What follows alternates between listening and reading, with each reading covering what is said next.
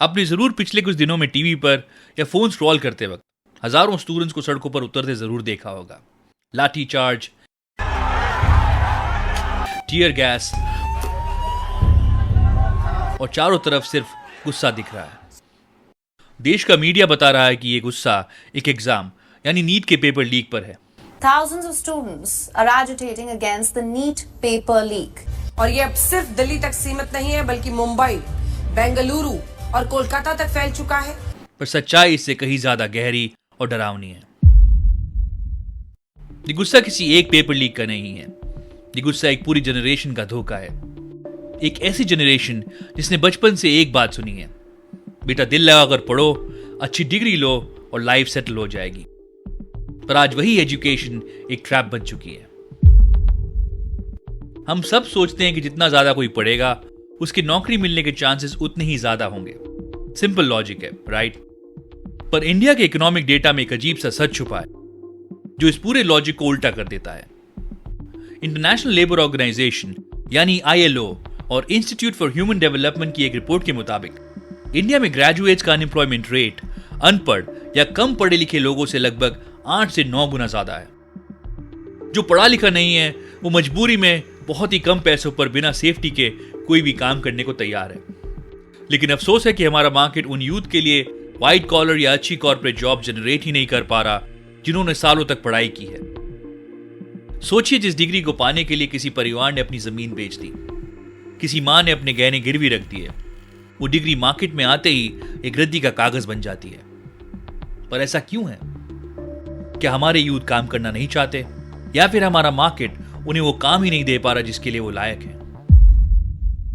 इस कहानी का पहला बड़ा कल्प्रिट है हमारा एजुकेशन सिस्टम, जो अब एक सर्विस नहीं बल्कि एक बहुत बड़ा बिजनेस बन चुका है।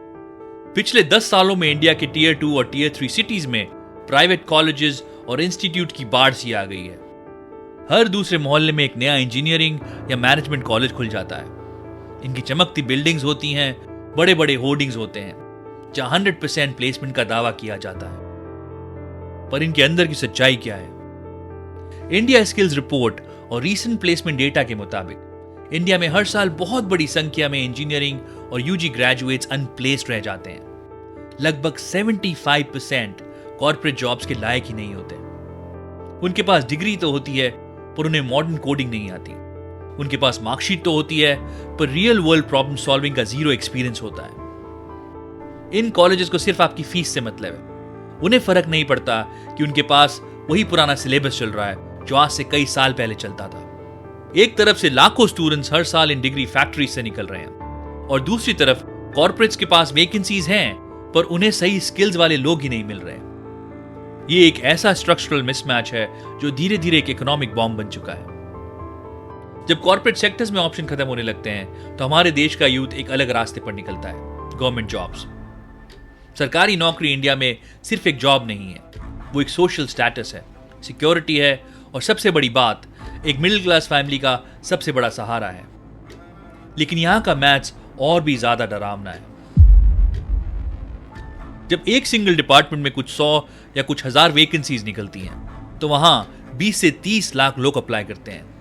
एक ऐसी सिचुएशन सोचिए जहां पियोन या क्लर्क की पोस्ट के लिए बीटेक, MBA और PhD होल्डर्स लाइन में खड़े हैं। ऐसे में जब किसी एग्जाम का पेपर लीक हो जाता है या फिर किसी रिक्रूटमेंट का रिजल्ट 2-2 साल कोर्ट में अटका रहता है तो एक स्टूडेंट के पास सिर्फ उसका गुस्सा बचता है। उन्हें लगता है कि उन्होंने सिस्टम के सारे रूल्स फॉलो किए, उन्होंने पढ़ाई की, उन्होंने वेट किया, पर सिस्टम ने उन्हें एंड में धोखा दे दिया। ये वो एग्जैक्ट पॉइंट है जहां गुस्सा प्रोटेस्ट में बदल जाता है। अब बात करते हैं दूसरी तरफ की, यानी कॉर्पोरेट मार्केट की। पिछले कुछ सालों में एक बहुत बड़ा बदलाव आया है। जो कंपनीज पहले एक साथ हजारों स्टूडेंट्स को कैंपस से हायर करती थी, जिसे हम मास रिक्रूटमेंट कहते थे, उन्होंने अब अपने गेट ऑलमोस्ट बंद कर दिए हैं। ऐसा क्यों हुआ? जब 2021 और 2022 में डिजिटल बूम आया तो इन कंपनीज ने जरूरत से ज्यादा हायरिंग कर ली।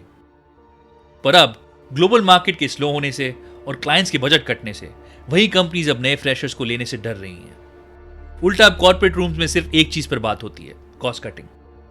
और इस कॉस्ट कटिंग का सबसे पहला शिकार बनता है वो फ्रेशर, जिसके पास कोई पुराना कॉर्पोरेट एक्सपीरियंस नहीं है। लेकिन सिर्फ इकोनॉमी का स्लो होना ही अकेला दिक्कत नहीं है। इससे भी बड़ा एक साइलेंट प्लेयर मार्केट में एंटर हो चुका है, जिसे हम आर्टिफिशियल इंटेलिजेंस और ऑटोमेशन कहते हैं। सोचिए, पहले किसी भी बड़ी कंपनी में जब कोई बड़ा प्रोजेक्ट आता था तो उन्हें सैकड़ों फ्रेशर्स की जरूरत होती थी बेसिक कोडिंग करने के लिए, डेटा एंट्री के लिए या कस्टमर सपोर्ट हैंडल करने के लिए। ये वो जॉब्स थी जो किसी भी नए ग्रेजुएट को मार्केट में एंट्री देती थी। पर आज के दौर में बड़े लैंग्वेज मॉडल्स और ऑटोमेटेड सॉफ्टवेयर वही काम कुछ सेकंड्स में और लगभग जीरो कॉस्ट पे कर देते हैं। जो काम पहले 20 लोग मिलकर एक हफ्ते में करते थे, वो काम अब एक एम्प्लॉय एक एआई टूल की हेल्प से कुछ ही घंटों में कर देता है। इसका मतलब ये नहीं कि सारी जॉब्स खत्म हो गई हैं। इसका मतलब ये है जो एंट्री लेवल जॉब्स थी, जो एक फ्रेश ग्रेजुएट के लिए पहला कदम होती थी, वो अब धीरे धीरे गायब हो रही हैं। और इस बदलाव की रफ्तार इतनी तेज है कि हमारे कॉलेजेस का सिलेबस उसके मुकाबले बिल्कुल पिछड़ा हुआ है। इस पूरे बदलाव ने फ्रेशर्स के सामने एक ऐसी दीवार खड़ी कर दी है जिसे क्रॉस करना लगभग नामुमकिन है। इसे कहते हैं द एक्सपीरियंस ट्रैप। आज आप किसी भी जॉब पोर्टल पर जाकर देख लीजिए, एक बेसिक एंट्री लेवल जॉब के लिए भी वहां लिखा होता है minimum 2 years of experience required. अब एक ग्रेजुएट स्टूडेंट अपने कमरे में बैठकर यही सोचता है कि अगर कोई मुझे पहली नौकरी देगा ही नहीं तो मेरे पास वो 2 साल का एक्सपीरियंस कहां से आएगा। ये एक ऐसा लूप बन चुका है जिसमें हमारा यूथ फंसा हुआ है। एक्सपीरियंस चाहिए नौकरी के लिए और नौकरी चाहिए एक्सपीरियंस के लिए। इसी डेस्परेशन का फायदा उठाती हैं कुछ कंपनीज, जो फ्रेशर्स को बिना किसी सैलरी या फिर बहुत ही कम स्टाइपेंड पर महीनों तक इंटर्नशिप करवाती हैं। उन्हें पता है कि बाहर लाखों बच्चे लाइन में खड़े हैं, अगर ये काम नहीं करेगा तो कोई और करेगा। इंसान की कीमत कम हो चुकी है और डिग्री की वैल्यू गिर चुकी है। जब ना सरकारी नौकरी मिलती है और ना ही किसी कॉर्पोरेट ऑफिस में जगह, तो मजबूरन हमारे देश का यूथ एक ऐसी जगह जाता है जिसे उन्होंने कभी सपने में भी नहीं सोचा था, द गिग इकोनॉमी। आज आप किसी भी मेट्रो सिटी चले जाइए, जो लड़का आपके घर फूड डिलीवर करने आता है या जो कुरियर डिलीवर करने आता है, उससे कभी बैठकर बात कीजिए। उनमें से बहुत से लोग ग्रेजुएट्स हैं, किसी ने एमए किया है तो किसी ने बीटेक। हमारे देश की सबसे बड़ी ताकत जो हमारा यूथ है, वो अब डिलीवरी एप्स पर इंसेंटिव्स के लिए बारिश और धूप में भाग रहा है।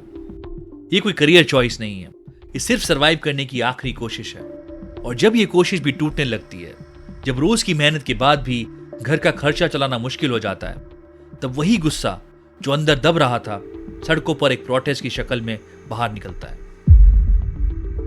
इस पूरी कहानी का एक ऐसा हिस्सा जिसे कोई भी नंबर या ग्राफ बयान नहीं कर सकता, वो है एक मिडिल क्लास इंडियन फैमिली का इमोशनल ब्रेकडाउन। जब एक बच्चा 20 साल तक लगातार पढ़ाई करता है, हर बड़े एग्जाम की तैयारी करता है और एंड में जब उसकी उम्मीद टूटती है, तो सिर्फ एक नौकरी नहीं जाती, उस पूरे परिवार का एक भरोसा टूट जाता है। इंडिया में फैमिलीज अपने बच्चों की पढ़ाई को एक खर्चा नहीं बल्कि अपनी लाइफ की सबसे बड़ी इन्वेस्टमेंट समझते हैं। पेरेंट्स अपनी रिटायरमेंट सेविंग्स लगा देते हैं ताकि उनका बेटा या बेटी एक शहर में जाकर पढ़ सके, और जब वो बच्चा डिग्री लेकर वापस घर लौटता है बिना किसी नौकरी के, तो उसके ऊपर जो गिल्ट होता है वो उसको अंदर ही अंदर खाने लगता है। वो अपने पेरेंट्स से आंखें नहीं मिला पाता। यही वो डर है जो धीरे धीरे डिप्रेशन में बदलता है, और जब ये डर एक मास लेवल पर पहुंचता है तो ये पूरे समाज की ताने बाने को हिलाकर रख देता है। हम अक्सर न्यूज में सुनते हैं कि इंडिया के पास दुनिया की सबसे बड़ी यूथ पॉपुलेशन है। इसे हमारे एक्सपर्ट्स डेमोग्राफिक डिविडेंड कहते हैं, यानी एक ऐसा मौका जो किसी भी देश को बहुत कम मिलता है, जहां काम करने वाले लोग ज्यादा हैं और उन पर डिपेंडेंट लोग कम। चाइना और साउथ कोरिया जैसी कंट्रीज ने इसी मौके का फायदा उठाकर अपनी इकोनॉमी को कई गुना ज्यादा बड़ा किया था। लेकिन यहां एक बहुत बड़ा इफ लगा हुआ है। ये यूथ हमारी ताकत तब बनेगा जब इनके हाथ में सही स्किल्स होंगे और मार्केट में सही काम होगा। अगर हम इनको सिर्फ डिग्रीज बांटते रहे बिना किसी रियल वर्ल्ड स्किल्स के, तो यही डेमोग्राफिक डिविडेंड हमारे लिए एक डेमोग्राफिक डिजास्टर बन जाएगा। ये कोई ऐसी प्रॉब्लम नहीं जिसे हम आने वाले 10 सालों तक टाल सकें।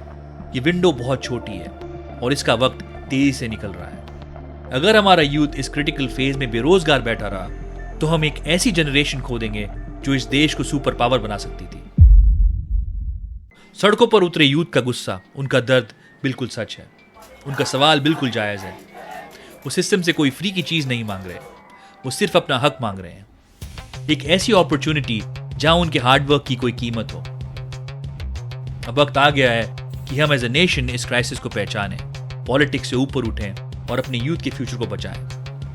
अपने थॉट्स नीचे कमेंट्स में जरूर शेयर करें। चैनल को सब्सक्राइब करें। मिलते हैं अगले वीडियो में। जय हिंद।